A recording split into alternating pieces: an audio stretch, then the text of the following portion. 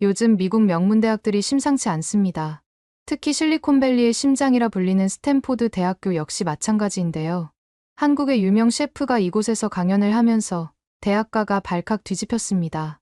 유튜브 누적 조회수 1억 뷰를 달성한 이 한국 셰프의 강연은 예상을 훨씬 뛰어넘는 반응을 이끌어내는데요. 특히 한식의 해석을 설명하는 부분에서 학생들뿐만 아니라 교수진들조차 기립박수와 열광적인 반응을 보였다고 합니다. 하지만 이 강연을 계기로 스탠포드에서는 예상치 못한 사건이 벌어졌다고 하는데요. 과연 스탠포드에서는 어떤 일이 벌어진 건지 함께 알아보러 가실까요? 안녕하세요. 저는 스탠포드 대학교에서 경영학을 전공하고 있는 라이언 브라운입니다. 어릴 때부터 요리에 관심이 많았던 저는 대학에 입학하자마자 글로벌 테이스트라는 요리 동아리에 가입했죠. 저희 동아리는 2, 3개월에 한 번씩 캠퍼스에서 팝업 식당을 운영하는데 매번 다양한 나라의 음식을 선보이면서 학생들의 입맛을 사로잡아 왔어요. 특히 저는 아시아 음식에 큰 관심이 있었는데 그 중에서도 한식이 가장 매력적으로 다가왔어요. 한식은 다른 아시아 음식들과는 달리 발효 음식을 기본으로 한다는 점이 독특했거든요. 하지만 제대로 된 한식을 배울 기회가 없었습니다. 제가 활동하는 동아리에서도 한식보다는 일본, 중국 아시아권이거나 유럽권 음식을 많이 시도해봤었거든요. 그러던 중 지난달 스탠포드에서 글로벌 음식 문화 강연이 열린다는 소식을 들었어요. 많은 강연자가 있었지만 그중 가장 제 눈에 띈 강연자는 한국의 유명 요리 전문가 류수영 셰프였죠. 저는 망설임 없이 신청했어요. 마침내 진정한 한식을 배울 수 있는 기회라고 생각했거든요. 강연장은 예상보다 훨씬 많은 사람들로 가득 찼어요. 다른 강연자들도 내용이 좋았지만 역시 저는 류수영 셰프가 제일 인상적이더군요. 류수영 셰프가 강연장에 들어서자 공기가 달라졌어요. 편스토랑이라는 프로그램으로 유명해진 그의 요리 영상이 수억 뷰를 기록했다는 소개가 나왔을 때 주변에서 작은 탄성이 들렸죠. 나지막하게 영어를 쓰면서 강연을 하는 모습을 보면서 준비를 정말 열심히 했구나라는 생각이 절로 들더군요. 원래부터 셰프인 줄 알았는데 알고 보니 본업은 배우라고 하는 점에서 더 놀랍더라고요. 장문화에 대한 설명이 시작됐을 때 저는 무의식적으로 몸을 앞으로 기울였어요. 한국의 전통 장류가 단순한 조미료가 아닌 수천 년의 시간이 만들어낸 발효 과학의 결정체라는 설명은 완전히 새로운 관점을 제시했거든요. 옆자리의 교수님도 열심히 노트를 적더라고요. 제일 인상적이었던 건 그의 실용적인 접근이었어요.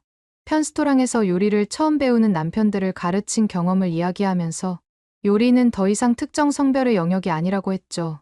그 말에 강연장 곳곳에서 공감의 웃음이 터져나왔어요. 강연이 끝나갈 무렵 저도 모르게 박수를 치기 시작했는데 순식간에 강연장 전체가 박수 소리로 가득 찼어요. 앞줄의 교수님들부터 뒷자리의 학생들까지 모두가 진심 어린 박수를 보내고 있었죠. 그리고 그날 강연은 거기서 끝나지 않았어요. 강연이 끝난 후 로비에서는 더 흥미로운 광경이 펼쳐졌죠. CNN, BBC 같은 해외 매체의 특파원들이 인터뷰를 요청했고 현지 신문사 기자들도 줄을 이었어요. 다음 날 시연회는 더욱 특별했어요. 류수영 셰프는 시연 메뉴로 치킨 떡볶이를 선택했는데 그 이유가 재미있더라고요. 한국의 음식과 현대 트렌드를 동시에 보여줄 수 있는 최적의 메뉴라고 생각했다는 거예요. 실제로 전 세계 젊은이들이 가장 좋아하는 한식 두 가지를 결합한 거죠. 시연은 마치 하나의 공연 같았어요. 먼저 치킨을 굽는 과정은 더욱 놀라웠어요. 1인분씩 뒤집어서 고기를 익혀주면서 소금 새꼬집이랑 기름을 한 바퀴 두르라고 하는데 제가 아는 치킨과는 좀 다르다고 생각했어요. 닭이 잘 구워지자 대파를 넣었고 이어서 떡을 넣었어요. 닭기름과 파기름이 떡의 속까지 잘 스며들도록 해야 된다고 하더라고요. 양념 소스를 만들 때는 정말 많은 재료가 들어갔어요. 고추장을 베이스로 하되 다진 마늘은 물론이고 설탕과 간장, 케첩까지 정말 다양한 재료가 들어가더군요. 여기서 소스는 끝이 아니었는데요. 마지막으로 마요네즈와 연유, 그리고 꿀을 넣으면서 치킨 떡볶이는 마무리가 되었죠. 완성된 요리는 정말 환상적이었어요. 바삭한 치킨과 쫄깃한 떡이 매콤달콤한 소스와 만나니 뭔가 굉장히 낯설면서도 익숙한 맛이 났죠. 특히 인상적이었던 건 소스의 밸런스예요.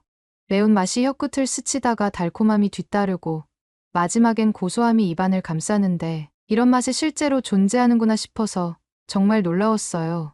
청중들의 반응도 뜨거웠죠. 특히 동양 음식을 잘 못 먹는다던 역사학과 교수님이 이건 정말 대단한데요? 라면서 3번이나 더 달라고 할 정도였어요. 심지어 프랑스 유학파인 교수님은 이건 분명 미슐랭 스타급이에요 라며 극찬을 아끼지 않았죠. 그런데 시연회가 끝나고 나가는 길에서 분위기가 급격히 바뀌었어요. 미카코가 자기 친구들에게 일부러 들으라는 듯이 큰 소리로 떠들기 시작했거든요. 알고 보니 그녀는 교토의 유명 요리학교 출신으로 할아버지가 도쿄에서 미슐랭 스타를 받은 일식당을 운영하고 있다더군요. 한국 음식이 유행하는 건 그냥 일시적인 현상일 뿐이야. 한식은 너무 자극적이고 과해. 우리 할아버지도 그러시는데 요즘 한식이 유행하는 바람에 진짜 일식의 가치를 모르는 사람들이 너무 많대. 거기에 리우펑까지 가세했어요. 그는 중국 베이징 요리학교에서 수석 졸업했다고 늘 자랑하고 다니던 학생이었죠. 이날따라 유독 말이 많았어요. 사실 한국 음식의 뿌리는 다 중국에서 왔잖아. 발효 음식도 장류도 다 중국이 먼저 시작했어. 치킨 요리도 원래는 중국 당나라 때부터 있었던 거고 한국은 그냥 따라한 거지. 특히 리우펑의 말에는 뭔가 불순한 의도가 느껴졌어요. 두 사람의 태도는 단순한 음식 문화 비평을 넘어서는 것 같았어요. 미카코는 일본 음식의 우월성을 주장하면서도 한식이 최근 일본 음식의 인기를 위협한다는 것에 대한 불안감을 숨기지 못하는 것처럼 보였고, 리우펑은 마치 공식적인 임무를 수행하듯 한식의 정체성을 깎아내리는 데 집중했죠. 미카코와 리우펑이 저러는 것도 한두 번이 아니긴 하지만 오늘은 가만히 넘어갈 수가 없더라고요. 저는 최대한 침착하게 대응하려 했어요. 감정적으로 대응하면 오히려 손해일 것 같다는 생각이 바로 들었거든요. 대신 제가 알고 있는 팩트들을 하나씩 짚어나갔죠. 미카코, 뉴욕타임즈 이번 달 기사 봤어? 맨해튼에서 가장 예약이 힘든 레스토랑 탑5에 한식당이 2곳이나 들었더라. 제가 차분히 말을 시작하자 미카코의 표정이 살짝 일그러졌어요. 이어서 리우펑을 향해 말했죠. 중국이 원조인지 뭔지 나는 모르겠고, 솔직히 음식의 기원을 그렇게 하나하나 따지는 건 의미가 없다고 생각해. 피자가 이탈리아에서 시작됐다고 해서 뉴욕 피자의 가치가 떨어지진 않잖아. 중요한 건 그 음식을 얼마나 발전시키고 재해석했느냐는 거라는 걸 왜 모르는 거야? 제 말이 끝나기가 무섭게 리우펑이 발끈했어요. 너 말이 너무 많은 거 아니야? 여기서 제일 어린 주제에. 미카코도 가세했죠. 서양인이 무슨 한식을 그렇게 옹호해. 일식이나 중식처럼 완성된 음식을 배우는 게 당연한 거잖아? 그때 마침 시연회에 참석했던 요리계의 하버드대학교 출신의 교수님이 지나가시다가 대화를 듣고 멈춰 서셨어요.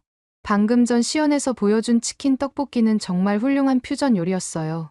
인정해야 되는 건 인정해야 발전이 있답니다. 교수님의 한마디에 미카코와 리우펑은 순간 말을 잃었어요. 하지만 그들의 눈빛에서 이게 끝이 아니라는 걸 직감적으로 알 수 있었죠. 실제로 그들은 이후 더 큰 문제를 일으키게 되는데 그건 팝업 식당을 준비하면서부터였어요. 한식 시연회 이후 저는 곧바로 동아리 정기 모임에서 이번에는 한식 팝업 식당을 열면 안 되냐고 제안했어요. 평소 저희 동아리는 이탈리안이나 멕시칸 음식을 주로 했는데 이번에는 뭔가 특별한 걸 해보고 싶었거든요. 더구나 요즘 캠퍼스에서 K-팝과 K-드라마가 인기를 끌고 있어서 타이밍도 좋았죠. 제 제안에 가장 먼저 반응한 건 저희 동아리의 에이스로 불리는 한국 유학생 유정이었어요. 유정이는 서울의 한 유명 요리학교를 나온 실력자였죠. 평소에도 한식의 현대화에 관심이 많았던 유정이는 제 아이디어에 적극적으로 찬성했어요. 하지만 여기서 또다시 미카코와 리우펑이 제동을 걸었습니다. 특히 미카코의 태도가 거슬렸어요. 그녀는 일본 교토의 전통 있는 요리 가문 출신이라는 걸 내세우며 한식은 일식에 비해 섬세함이 부족하다고 주장했거든요. 그리고 리우펑은 더 나아가 중화 사상이 매우 심해서 다른 나라가 잘하면 그냥 인정을 하려고 하지 않는다는 걸 알게 되었죠. 중국의 5,000년 역사를 거론하면서 한국 음식은 결국 중국 음식의 아류라고 깎아내렸습니다. 솔직히 한식 하나 제안했다고 저렇게 물어뜯는 이유가 뭔지 이해가 잘 안 됐어요. 그냥 제가 보기엔 한국에 대한 자격지심으로 밖에 보이지 않았거든요. 하지만 사실 이런 태도의 이면에는 더 복잡한 감정이 있다는 걸 나중에야 알게 됐어요. 미카코의 할아버지는 미슐랭 스타를 받은 도쿄의 유명 스시 레스토랑 주방장이었는데 최근 한식의 세계적 인기로 인해 매출이 감소했다고 해요. 리우펑의 경우는 더 정치적이었습니다. 그의 부모님이 중국 정부의 문화홍보 부서에서 일하면서 평소에도 중화 사상을 강조하는 교육을 받았다고 하더군요. 하지만 저는 이런 반대에도 불구하고 한식 팝업을 진행하기로 했어요. 20명의 동아리 회원들 중 15명이 찬성표를 던졌거든요. 유정이와 저는 곧바로 메뉴 개발에 들어갔죠. 저희가 생각한 건 단순한 한식이 아닌 현대적으로 재해석된 한식이었어요. 특히 저는 그때 먹었던 치킨 떡볶이에서 영감을 받아 퓨전 메뉴를 제안했어요. 떡갈비의 풍부한 육즙을 버거에 접목한 떡갈비 버거와 고추장의 감칠맛을 파스타에 녹여낸 고추장 크림 파스타였죠. 유정이는 이런 퓨전 메뉴도 좋지만 한식의 정통성을 보여줄 수 있는 메뉴도 필요하다며 제육볶음도 같이 하는 게 어떻겠냐고 제안했어요. 준비 과정은 순탄치 않았어요.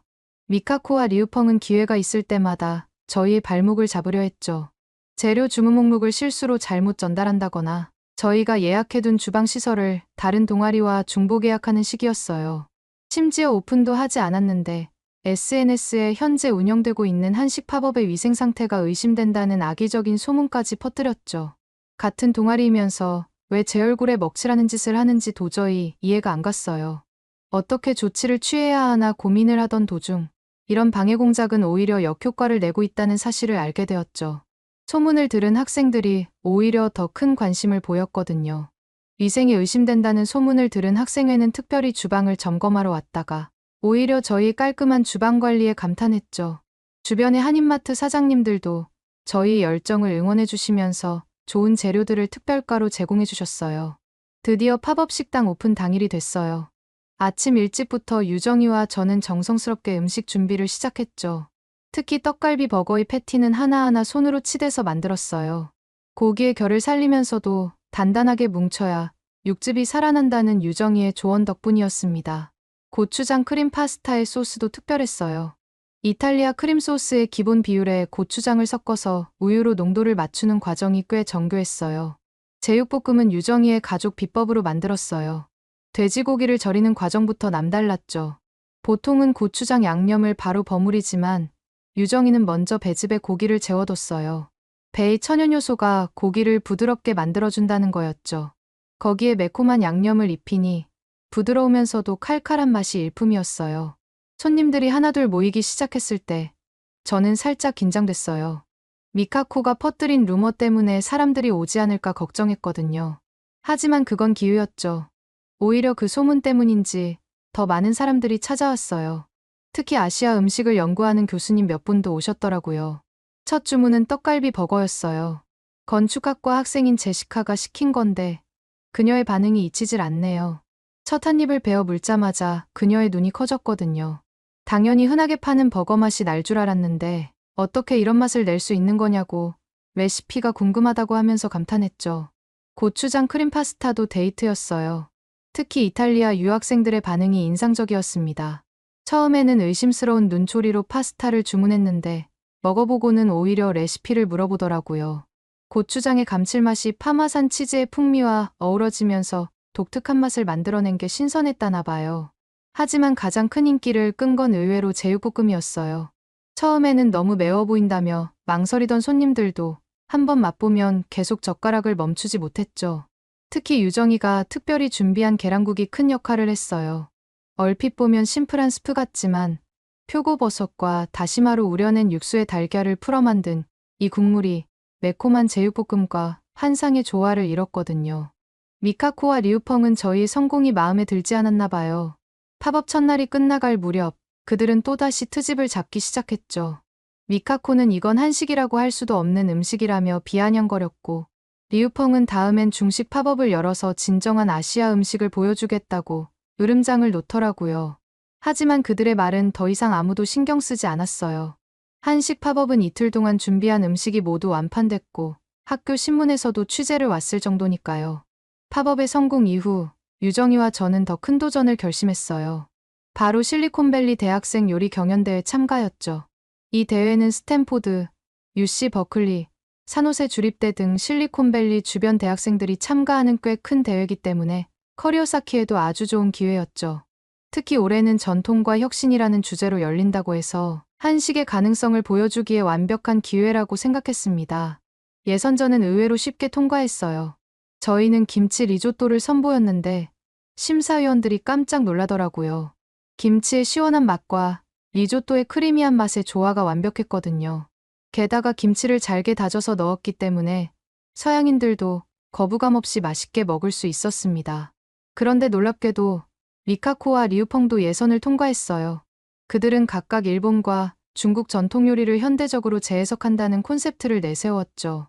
하지만 저는 그들의 눈빛에서 순수한 경쟁 이상의 무언가를 느꼈어요. 딱 봐도 저희를 꼭 이기겠다는 집념 같은 것이 느껴지더라고요. 본선 1라운드의 주제는 전통 요리의 재현이었어요. 저희는 고민 끝에 불고기와 백김치를 준비했죠. 단순해 보이는 선택이었지만 사실 여기에는 깊은 전략이 있었어요. 불고기는 서양인들도 쉽게 접근할 수 있는 한식이면서 동시에 한국의 전통적인 조리법을 잘 보여줄 수 있는 음식이거든요. 백김치는 매운맛이 없어서 서양인들이 거부감 없이 먹을 수 있으면서도 한국의 발효 문화를 완벽하게 보여주는 음식이고요. 유정이가 불고기 양념을 만드는 과정은 마치 연금술 같았어요. 배와 사과를 갈아 넣어 단맛을 내고 거기에 양파, 대파, 마늘의 삼형제를 더하고 간장의 짠맛과 참기름의 고소함으로 맛의 균형을 맞췄죠. 고기는 최상급 찹스테이크를 골랐고 결을 따라 얇게 썰어서 양념이 골고루 배게 했어요. 백김치는 더욱 특별했어요.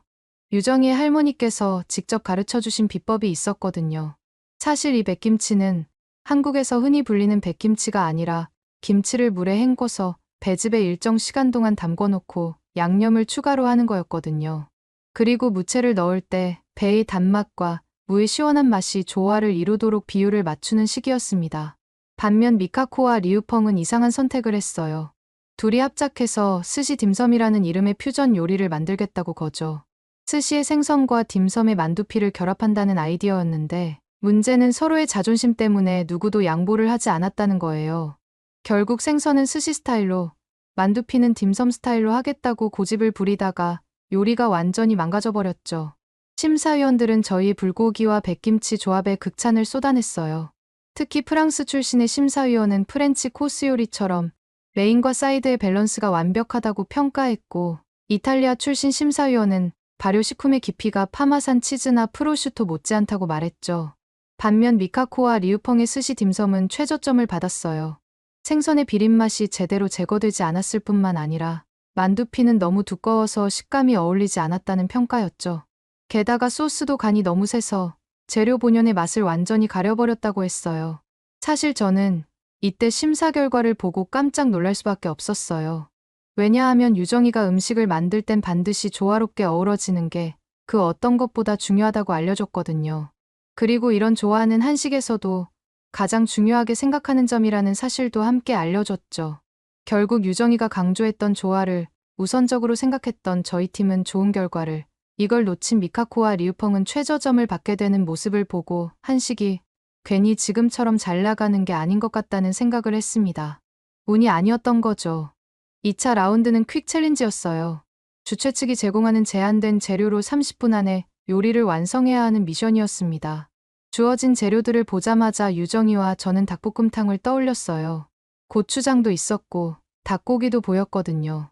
그렇게 저희는 재료를 가져와서 어떻게 만들지 의논을 하던 도중이었는데 이상한 일이 벌어졌어요.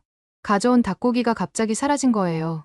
게다가 재료 상자에 있던 고추장은 어느새 간장으로 바뀌어 있었고요. 저는 계획된 일이 어긋나니 어떻게 해야 될지도 모르겠고 머리는 새하얘져만 갔어요. 시간은 계속 흐르고 있었고 남은 재료를 보니 만들 수 있는 요리가 생각나지도 않았죠. 하지만 유정이의 대처가 정말 대단했어요. 남은 재료들을 빠르게 훑어보더니 소고기로 방향을 틀었습니다. 그러면서 간장으로도 충분히 맛있는 소불고기를 만들 수 있고 이게 오히려 더 좋을 수도 있다고 하면서 자신감 넘치는 미소를 지었습니다. 유정이는 소고기를 얇게 썰면서 저에게 당근과 양파를 채 썰어달라고 했어요.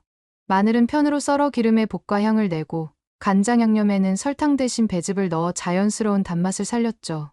시간이 조금 남아서 된장찌개까지 준비했는데 이게 나중에 보니 신의 한 수였어요. 저희 차례가 되자 심사위원들은 저희가 한 소불고기를 빤히 쳐다봤어요. 혹시나 혹평을 받으면 어떻게 하나 생각하면서 긴장한 상태였죠. 하지만 심사위원들은 맛을 보더니 감탄을 하더군요. 이렇게 간단한 재료로 이런 깊은 맛이 나다니 놀랍다는 평가였죠. 특히 된장찌개는 마치 프랑스의 부이오베처럼 깊은 감칠맛이 있다는 극찬을 받았어요. 반면 미카코와 리우펑은 이번에도 실수를 저질렀어요. 미카코는 스시를 만들려고 했지만 신선한 생선이 없어서 난관에 부딪혔고 리우펑은 중화풍 볶음밥을 시도했지만 웍이 없어서 제대로 된 맛을 내지 못했거든요. 결국 둘 다 평범한 맛의 요리를 내놓을 수밖에 없었어요.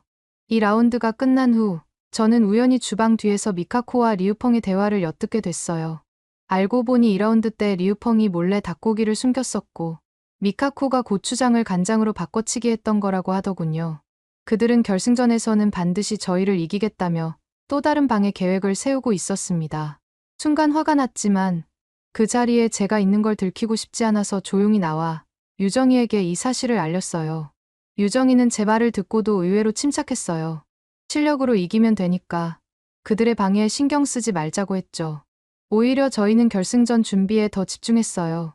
결승전의 주제가 창의와 전통의 융합이었기에 이번에야말로 한식의 진정한 가능성을 보여줄 수 있는 기회라고 생각했거든요. 저희는 고추장 베이스의 라자냐와 막걸리 크림푸딩이라는 파격적인 메뉴를 준비했어요.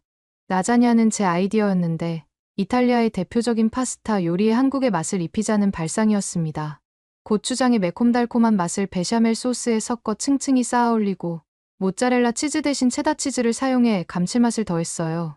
특히 유정이가 제안한 막걸리 크림푸딩은 정말 획기적이었어요.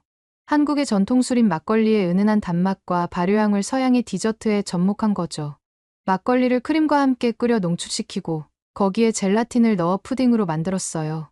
토핑으로는 한국의 전통 과자인 약과를 잘게 부숴 올렸는데 이게 바삭한 식감을 더해주면서 동시에 비주얼도 살려주더군요. 미카코는 이번에도 스시를 선보였지만 너무 욕심을 부렸어요. 스시 위에 프랑스 푸아그라를 올리고 이탈리안 트러플을 가미하는 등 여러 나라의 고급 식재료를 한꺼번에 사용했죠. 하지만 결과적으로는 재료들이 서로의 맛을 망치는 결과를 낳았어요. 심사위원들은 이런 고가 재료로 어떻게 이런 요리를 만들 수 있냐고 재료의 본질을 완전히 잃어버렸다고 혹평했습니다. 리우펑의 실수는 더 심각했어요. 그는 중국 전통 디저트인 월병을 현대적으로 해석하겠다며 초콜릿과 캐러멜을 넣어 만들었는데 달기만 하고 아무런 특색이 없었습니다. 한 심사위원은 그냥 시중에서 파는 초콜릿 과자 같다고 평했어요. 반면 저희 요리는 심사위원들을 완벽하게 사로잡았어요. 고추장 라자냐는 동서양의 맛이 완벽한 조화를 이룬 혁신적인 요리라는 평가를 받았고 막걸리 크림푸딩은 한국의 전통술의 특징을 디저트로 승화시킨 예술 작품이라는 극찬을 받았죠. 특히 프랑스 출신 심사위원은 저희의 디저트를 먹고 나서 이렇게 말했어요. 내가 30년 동안 프랑스에서 배운 디저트의 개념을 단 한 숟가락으로 완전히 바꿔놓았다. 이탈리아 심사위원도 이제는 한식이 더 이상 아시아의 음식이 아닌 세계의 음식이 되었다고 극찬했죠. 그렇게 저희는 최고 득점을 받았답니다. 시상식이 끝난 후 유정이는 기자들 앞에서 멋진 소감을 전했어요. 한식은 경쟁의 대상이 아닌 사람과 사람을 연결하는 다리라고 말이에요. 저는 그 말에 전적으로 동감했어요. 실제로 저희 요리를 맛본 사람들은 국적과 관계없이 모두 하나가 되는 건 사실이거든요. 대회가 막바지에 접어들었을 때 예상치 못한 일이 벌어졌어요. 주방 조리대에서 일하던 보조 심사위원이 이상한 점을 발견한 거였죠. 심사위원들은 즉시 CCTV 확인에 들어갔어요. 주방 곳곳에 설치된 10대의 카메라가 모든 걸 찍고 있었거든요. 영상을 돌려보던 심사위원들은 깜짝 놀라는 반응이었어요. 심사위원장으로부터 긴급한 연락을 받았어요. 주방 CCTV를 검토하던 중 충격적인 장면이 발견됐다는 거였죠. 미카코와 리우펑이 2차 라운드에서 저희 재료를 조작하는 모습이 고스란히 찍혀 있었어요.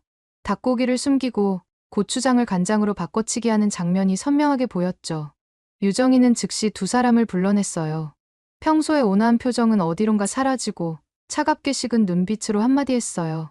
도대체 왜 그런 거야? 미카코가 먼저 헛웃음을 터뜨렸어요. 뭐 어때서? 우리 덕분에 점수 높게 받으면 된 거 아냐? 리우펑도 가세했죠.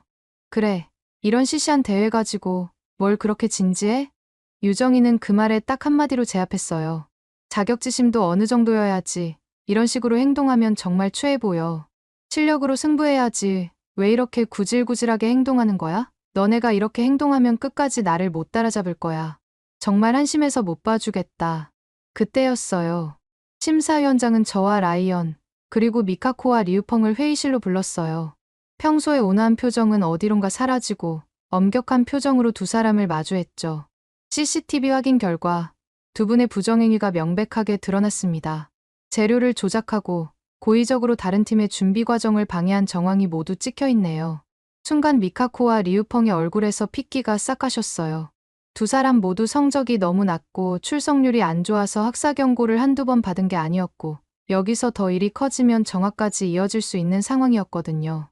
미카코는 매번 자신의 할아버지 식당에서 일하면 된다고 자랑을 해댔는데, 이런 식이면 할아버지 얼굴에 먹칠하는 꼴이 되는 게 당연했죠.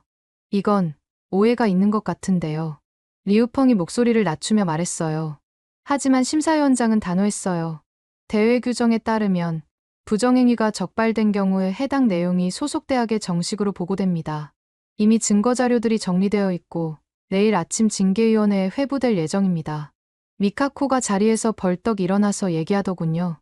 잠깐만요. 이러시면 저희는 어떻게 하라고요? 더 이상 할 말 없습니다. 이번 사건은 단순한 경쟁심을 넘어선 고의적인 방해 행위예요. 학교의 명예에도 관련된 문제라 봅니다. 이만 물러가 주시죠. 미카코와 리우펑은 창백해진 얼굴로 서로를 쳐다봤어요. 그들의 부정행위는 결국 들통났고, 이는 그들의 학업과 장래에 치명적인 오점으로 남게 되었습니다. 며칠 뒤 학교 게시판에 공지가 올라왔어요. 미카코와 리우펑이 학기 말까지 정학 처분을 받았다는 내용이었습니다. 하지만 저는 그들을 미워하지 않아요. 오히려 그들 덕분에 한식의 진정한 가치를 더 잘 보여줄 수 있었다고 생각해요. 이제 캠퍼스에서는 저희 한식 팝업을 기다리는 긴 줄이 생길 정도가 됐거든요. 얼마 전에 저와 유정이는 샌프란시스코의 유명 레스토랑으로부터 한식 메뉴의 컨설팅 제안도 받았어요. 한식 덕분에 제 삶은 완전히 바뀌었다고 할 수 있는 것 같아요. 혹시 한식 요리를 더 배우고 싶은데 추천해 주실 맛있는 한식 요리나 레시피가 있을까요? 추천 부탁드리겠습니다. 오늘의 사연은 어떠셨나요? 오늘의 사연이 마음에 드셨다면 좋아요만 한번 눌러주세요. 1초밖에 안 걸리지만 좋아요를 한번 눌러주시면 더 좋은 사연을 소개해드리는데 큰 힘이 된답니다. 긴 영상 시청해주셔서 감사합니다. 오늘도 행복한 하루 보내세요.